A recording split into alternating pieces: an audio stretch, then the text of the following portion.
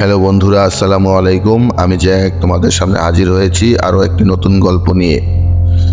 আজকের গল্পটি অসাধারণ এবং অনেক শিক্ষণীয়। সৃষ্টিকর্তায় বিশ্বাসী এক লোক চুল কাটতে গেল পাড়ার এক সেলুনে। চুল কাটার সময় সাধারণত যেমনটি হয় তেমনি নরসুন্দরের সাথে লোকটির গল্প জমে গেল। এই গল্প থেকে সে গল্প এমন করে স্রষ্টা আছেন কি নাই এমন আলোচনায় চলে গেল তারা।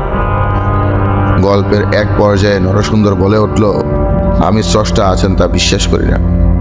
আমার বিশ্বাস স্রষ্টা বলে কেউ নেই। লোকটি তখন অবাক হয়ে জিজ্ঞাসা করল, তুমি এমনটি বললে কেন? নরসুন্দর লোকটি বলল, তুমি অন্ধ নাকি? শুধু এখান থেকে রাস্তায় গিয়ে দেখো, দেখবে স্রষ্টা বলে কেউ নেই। যদি এমন কেউ থাকতোই তবে এত মানুষ অনাহারে কষ্ট পেত না। আমাকে বলো, স্রষ্টা বলে যদি আসলেই কেউ থাকতো তবে কি এত মানুষ অসুখী কষ্ট পেত? এমনকি দুধের শিশুও তো বাদ যায় না।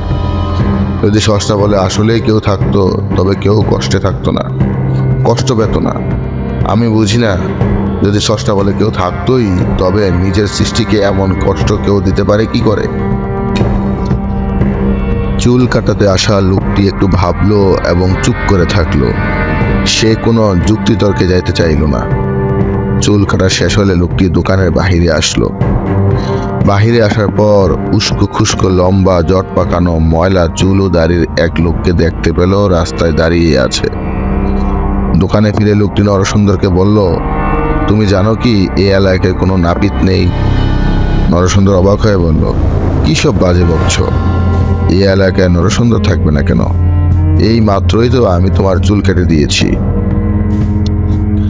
এবার লোকটি বাহিরের লম্বা জট পাকানো লোকটিকে দেখিয়ে বলল, তাহলে নরসুন্দর থাকার পরও কিভাবে এমন নোংরা লম্বা জট পাকানো চুল নিয়ে এই এলাকায় কেউ থাকে? নরসুন্দর লোকটি জবাব দিল, তাকে তো আমার কাছে আসতে হবে চুল কাটাতে নাকি? তা তো অবশ্যই, লোকটি জবাব দিল। এটাই আসল পয়েন্ট। স্রষ্টাও আছেন, কিন্তু তার কি দোষ? মানুষ যদি তার কাছে না যায়, যদি তার কাছে না চায়, মানুষের নিজের জন্যই তো তার কাছে যেতে হবে, চাইতে হবে, নির্দেশ অনুযায়ী কাজ করতে হবে নাকি? তিনি সবার সমস্যার সমাধান দিতে চান যদি মানুষ তার সমাধান চায়। সৃষ্টিকর্তার আদেশ নির্দেশ না মেনে আমরা অযথাই তার দোষারোপ করি।